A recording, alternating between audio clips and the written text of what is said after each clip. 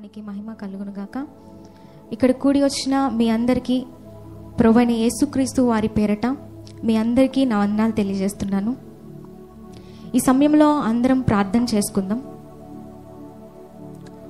స్తోత్రం తండ్రి, పరిశుద్ధుడా పరిశుద్ధుడా నీకు వందనాలు నా తండ్రి. గొప్ప దేవా నీకు స్తుతులు స్తోత్రములు చెల్లించుకుంటున్నాను తండ్రి. మమ్మల్ని కాచి కాపాడే నా యేసయ్య నీకు వందనాలు చెల్లించుకుంటున్నాను నా యేసయ్య. తండ్రి నా దేవా, ఈ యొక్క మాసములో నా తండ్రి నీ బిడ్డనైన నన్ను నీ సన్నిధిలో ప్రభువా నీ వాక్కులను బోధించడానికి అయ్యా నన్ను నిలవబెట్టినందుకు తండ్రి నీకు వందనాలు స్తుతులు స్తోత్రములు చెల్లించుకుంటున్నాను తండ్రి. దేవా, నన్ను నీ ఆత్మతో నింపండి తండ్రి. నన్ను మమ్మల్ని అందరినీ కూడా నీ ఆత్మతో నింపమని వేడుకుంటున్నాను తండ్రి. అయ్యా, నీ సన్నిధిలో నన్ను వాడుకొని నీ నామానికి మీరు మాత్రమే మహిమను పొందమని వేడుకుంటూ నజరేయుడైన యేసుక్రీస్తు నామమున ప్రార్థిస్తున్నాను పరమ తండ్రి, ఆమెన్.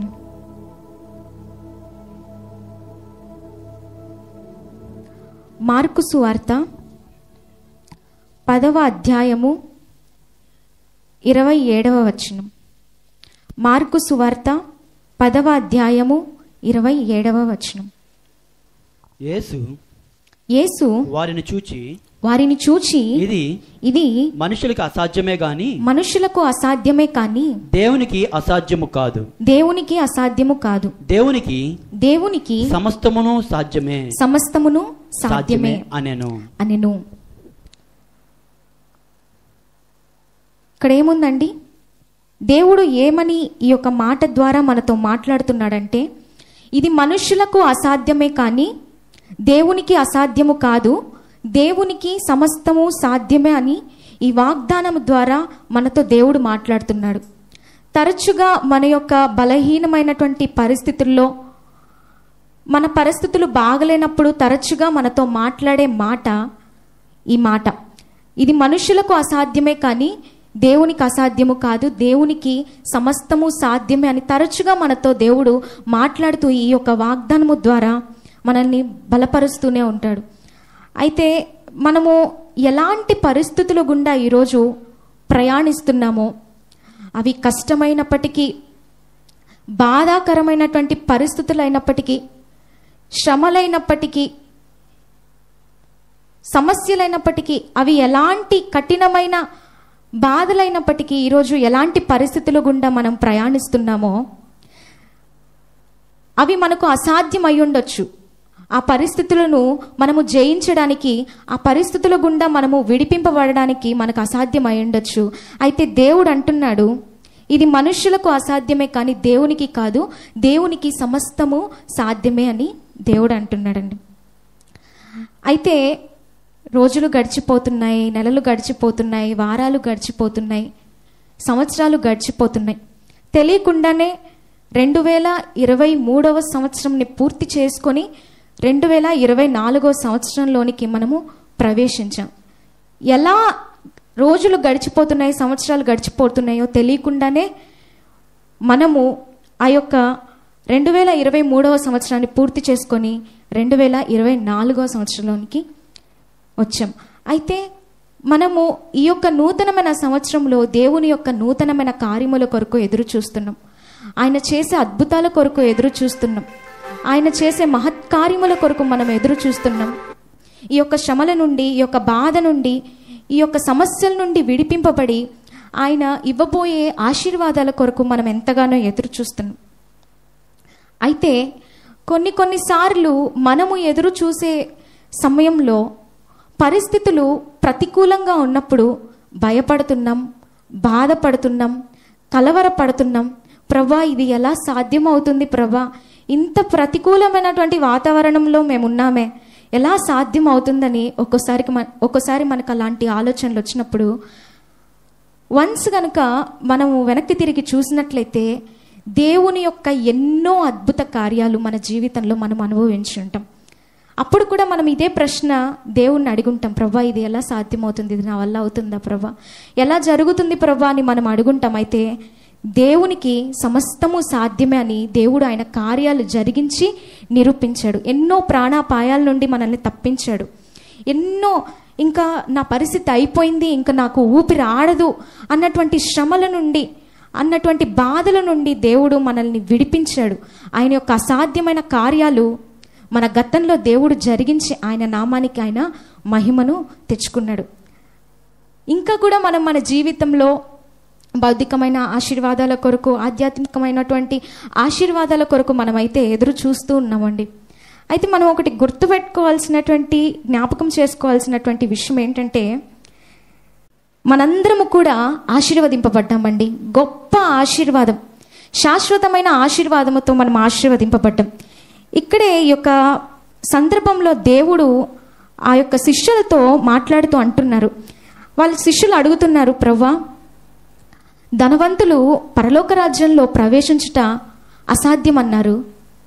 మరి ఎవరు పరలోక రాజ్యంలో ప్రవేశిస్తారన్నప్పుడు దేవుడు అంటున్నాడు, ఇది మనుష్యులకు అసాధ్యమే కానీ దేవునికి కాదు, దేవునికి సమస్తము సాధ్యమే అంటున్నాడండి.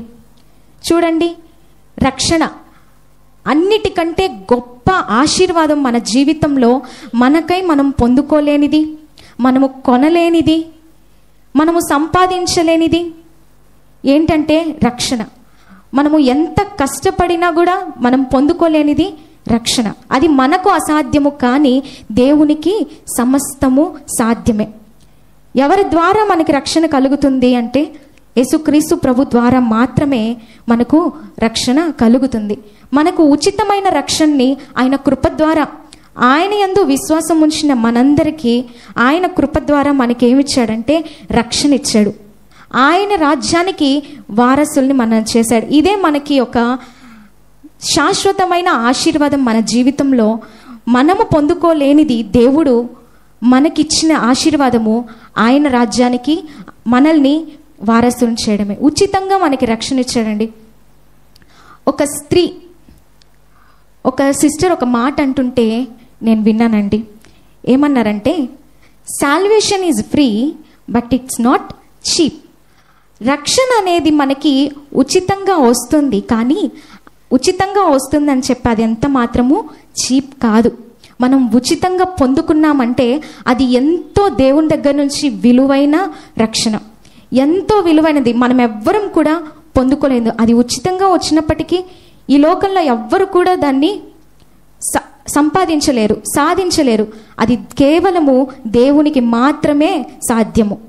కాబట్టి ఆయన కృప ద్వారా దేవుడు ఆయన యందు విశ్వాసం ఉంచిన మనకేమిచ్చారంటే ఆయన రక్షణనిచ్చారు. ఆయన యొక్క రాజ్యానికి మనల్ని వారసుని చేశారు. ఇదే అండి గొప్ప ఆశీర్వాదం. మన జీవితంలో శాశ్వతమైన ఆశీర్వాదం, విలువైనటువంటి ఆశీర్వాదం ఏంటంటే మనల్ని రక్షించి ఆయన రాజ్యానికి దేవుడు మనల్ని వారసుల్ని చేయడమే. అయితే పరిశుద్ధ గ్రంథంలో కూడా దేవుడు అనేకమైనటువంటి ఆశ్చర్య కార్యాలు, అసాధ్యమైన కార్యాలు ఆయన భక్తుల ఎడల ఏ విధంగా చేశారని మనం చూద్దాం. ఆదికాండ గ్రంథము 18వ అధ్యాయము 10వ వచనం.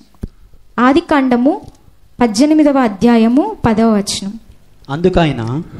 అందుకాయన మీదటికి ఈ కాలమున నీ యొద్దకు నిశ్చయముగా మరలా వచ్చెదను.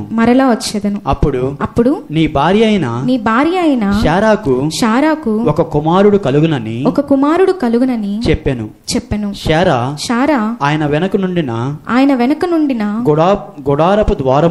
గుడారపు ద్వారమందు వినుచుండెను. ఈ విషయాలన్నీ కూడా మనకి తెలిసిన విషయాలే. అబ్రహాము, సారా వీరిద్దరికి దేవుడు వాగ్దానం చేశారు కదండి. దేవుడు ఆయనకి కుమారుడు ఇస్తానని వాగ్దానం చేశాడు. అయితే ఇక్కడ చూస్తే దేవుడు వచ్చి మాట్లాడుతున్నప్పుడు, అబ్రహాము దగ్గరకు వచ్చి దేవుడు మాట్లాడుతున్నప్పుడు సారా చాటున వింటూ ఉంది. ఏమని మాట్లాడుతున్నాడు దేవుడు? మళ్ళీ నేను ఇదే సమయాన్ని ఖచ్చితంగా మీ దగ్గరకు వస్తాను, అప్పుడు మీకు ఒక కుమారుడు పుడతాడు అని దేవుడు మాట్లాడుతున్నాడు. అయితే చాటుగా వింటున్న సారా గారు ఏం చేశారంటే నవ్వుతున్నారు. అఫ్ కోర్స్ ఇది ఎవరికైనా అసాధ్యం అనిపించవచ్చు. ఎందుకంటే అక్కడ రాస్తుంది, వాళ్ళు బహుకాలము గడిచిన వృద్ధులై ఉండిరి. ఎంతో వృద్ధాప్యంలో ఉన్నారండి వాళ్ళు. ఆ స్త్రీ ధర్మము సారాకేమైందంటే నిలిచిపోయింది. అబ్రహాము చూస్తే చాలా వృద్ధాప్యంలో ఉన్నారు. సో ఇలాంటి సిచ్యువేషన్లో నీకు కుమారుడు కలుగుతారు అంటే అది ఎవరికైనా కూడా ఆశ్చర్యాన్ని కలిగిస్తుంది. ఇది ఎలా పాసిబుల్ అనిపిస్తుంది. సో అబ్రహాము కూడా ఇదే సిచ్యువేషన్ ఎలా అయితే సారా నవ్విందో, దేవుడు అబ్రహాం దగ్గరకు వచ్చి మాట్లాడినప్పుడు అలాగే సేమ్ నీ కుమారుడు పుడతాడు, నీ కుమారుడికి నువ్వు ఇస్సాక్ అని పేరు పెడతా అన్నప్పుడు అబ్రహాము నవ్వుకున్నాడండి లోపల. ఎలా పాసిబుల్ అవుతుంది? నాకేమో 100 సంవత్సరాలు ఉన్నాయి, నా భార్యకేమో 90 సంవత్సరాలు ఉన్నాయి, మేము బహువృద్ధులుగా ఉన్నాము, మరి మాకు ఇది ఎలా పాసిబుల్ అని అబ్రహాం కూడా అనుకున్నారు. అయితే నిజమేనండి, ఒక 50 ఇయర్స్కి పిల్లలు పుట్టడం అనేదే ఇంపాసిబుల్ థింగ్. అయితే దేవుడు అబ్రహాము గారి విషయంలో ఆయన ఏ విధంగా అయితే వాగ్దానము చేశాడో ఆయన అలాగే నెరవేర్చారు. అయితే ఈ విషయాలన్నీ కూడా వింటున్నటువంటి సారా నవ్వింది. దేవుడు అన్నాడు 18వ అధ్యాయము 14వ వచనం,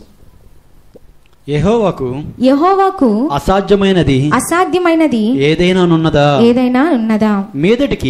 మీదటికి ఈ కాలమున నిర్ణయ కాలమందు నీ యొద్దకు తిరిగి వచ్చేదను. అప్పుడు శారాకు కుమారుడు కలిగినను. దేవుడు అంటున్నాడు, ఎందుకు శారా నవ్వుతుంది? నేను ఎలా కనగలను అని నవ్వుతుందా? కానీ ఇది మీకు ఒక మనుషులుగా మీరు పిల్లల్ని కనడం మీకు మనుషులుగా అది అసాధ్యం అయి ఉండొచ్చు, కానీ ఆ మనుషులను సృష్టించిన నాకు అసాధ్యమైనది ఏదైనా ఉన్నదా? సమస్తము నాకు సాధ్యమే. నిజమేనండి. 6 రోజుల్లో ఈ యొక్క యావత్ ప్రపంచాన్ని సృష్టించిన దేవునికి ఇది అసాధ్యమైన విషయం కాదు. ఆయనకు సమస్తము సాధ్యమే. సమస్తము ఎవరి చేతిలో ఉందంటే ఆయన చేతిలో ఉంది. కాబట్టి ఆయనకు ఈ పని మనుషులుగా వాళ్ళకు అసాధ్యమై ఉండొచ్చు, కానీ దేవునికి ఈ యొక్క కార్యము వారి పట్ల జరిగించడం అనేది దేవునికి సాధ్యమే. మరి బైబిల్ గ్రంథంలో చూస్తే శారా గారి విషయంలో మాత్రమే కాదండి, ఇంకా అనేక స్త్రీలు ఎవరైతే ఉన్నారో, ఇస్సాకు భార్య రిబ్కా, గొడ్రాలు అనబడుతున్నటువంటి ఆమెకు కూడా దేవుడు సంతానమిచ్చాడు. అదేవిధంగా రాహేలు, మనోహ భార్య, హన్న, ఎలిజబెతు, వీళ్ళందరూ కూడా గొడ్రాలను పిలువబడుతున్నప్పటికీ దేవుడు వారి పట్ల అద్భుత కార్యము, అసాధ్యమైన కార్యము వారి పట్ల జరిగించారు. వారి యొక్క గర్భద్వారములను తెరచి వారికి గర్భఫలమును ఇచ్చారు. వారికి సంతానము లేని వారికి సంతానము దయచేసి వారి యొక్క అవమానమును పోగొట్టి దేవుని అసాధ్యమైన కార్యాన్ని అక్కడ జరిగించి దేవుని యొక్క ఉన్నత నామానికి ఆయన మహిమను పొందుకున్నాడు. ఇవన్నీ కూడా ఎవరికి సాధ్యం అంటే కేవలము మన సృష్టికర్త అయిన దేవునికి మాత్రమే సాధ్యము. ఆయన మాత్రమే అసాధ్యమైన కార్యములను సాధ్యము చేయగలడు. కాబట్టి ఈరోజు మన జీవితంలో కూడా మనం ఎన్నో ఆయన యొక్క ఆశ్చర్య అసాధ్యమైన కార్యముల కొరకు మనం ఎదురు చూస్తున్నట్లయితే, మనం ఎదురు చూడడం మాత్రమే కాదు, మనకి ఒకటి కావాలి. ఏంటంటే విశ్వాసం. మనం ఎదురు చూడడం మాత్రమే కాదు, మనలో ఉండాల్సింది విశ్వాసం. అయితే రోమీయులకు రాసిన పత్రికలో చదువుకుందాం. 4వ అధ్యాయము, రోమీయులకు రాసిన పత్రిక 4వ అధ్యాయం 19 నుంచి 23 వచనాలు.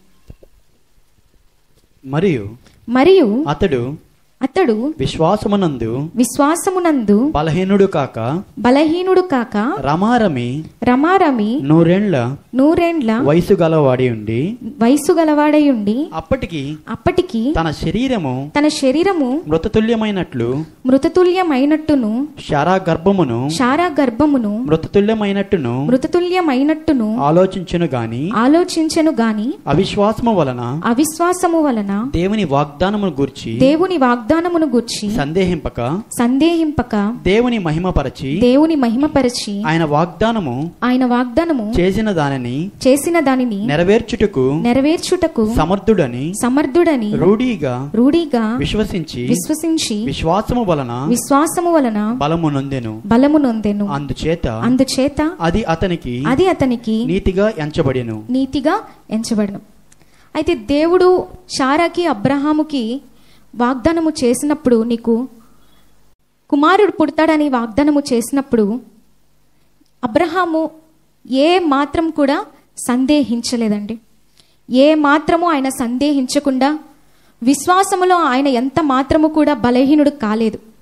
ఆయన పూర్తిగా దేవుణ్ణి నమ్మాడు. నిరీక్షణకి ఆధారమే లేదు. ఇక్కడ వయసు చూస్తే 100 సంవత్సరాలుంది. శరీరము మృతతుల్యమైపోయింది. శారా గర్భము మృతతుల్యమైపోయింది. అయినప్పటికీ నిరీక్షణకు ఎటువంటి మాకు ఏజ్ ఉంది, ఈ ఏజ్లో మేము పిల్లలు కలగలము, దేవుని యొక్క వాగ్దానము నెరవేరబడుతుంది అంటే నిరీక్షణకి ఆధారమే లేదు. అలాంటప్పుడు ఆయన దేవుని యొక్క వాగ్దానమును నిరీక్షించి ఆ వాగ్దానమును నమ్మాడు. ఆయన నమ్మడం మాత్రమే కాదు, ఆయన ఖచ్చితంగా దానిని నెరవేర్చుటకు సమర్థుడని బలంగా విశ్వసించాడు. ఆయన ఏ విధంగా అయితే విశ్వసించాడో ఆయన చక్కటి బిరుదు పొందాడు. అందుచేత అది అతనికి నీతిగా ఎంచబడెను. అబ్రహాము దేవుని నమ్మెను గనుక అది అతనికి నీతిగా ఎంచబడెను అని చక్కటి దేవుని దగ్గర బిరుదును అబ్రహాము పొందారండి. సో అబ్రహాము ఎలా ఆ యొక్క అసాధ్యమైన కార్యములు చూడగలిగాడంటే విశ్వాసము ద్వారా. అబ్రహాము పూర్తిగా దేవుని సందేహించకుండా నమ్మాడు. దేవుని యొక్క అసాధ్యమైన కార్యములను చూశాడు. ఈరోజు కూడా మనలో అలాంటి విశ్వాసం మనం కలిగి ఉండాలి. మనం దేవుని యొక్క అసాధ్యమైన కార్యాలను చూడాలంటే మనం కూడా అబ్రహాము ఏ విధంగా అయితే పూర్తి విశ్వాసము దేవుని మీద కలిగి ఉన్నాడో మనం కూడా పూర్తి విశ్వాసము దేవుని మీద కలిగి ఉంటే, అబ్రహాము గారు ఏ విధంగా అయితే అసాధ్యమైన కార్యాలు చూశాడో మనం కూడా మన జీవితంలో ఆయన యొక్క అసాధ్యమైన కార్యాలు చూస్తాం. అయితే ఆయన యందు విశ్వాసం ఉంచిన మనము అసాధ్యమైన కార్యములు చూడడం మాత్రమే కాదు, కానీ మనం కూడా అసాధ్యమైన కార్యములు చేస్తాము అని దేవుడు ఆయన వాక్యం ద్వారా మనకి తెలియపరుస్తున్నారు.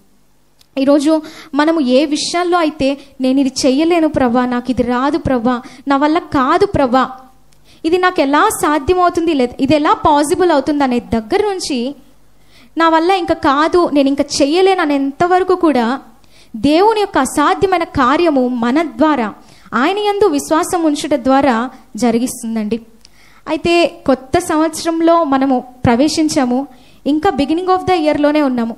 మనకి చాలా రిజల్యూషన్స్ ఉంటాయి, తీర్మానాలు. నేను ఇలా ఉండాలి, ఆధ్యాత్మికంగా నేను ఇలా ఉండాలి, మనకు ఒక ప్లానింగ్స్ ఉంటాయి. ఇలా చేయాలి, అది చేయాలి.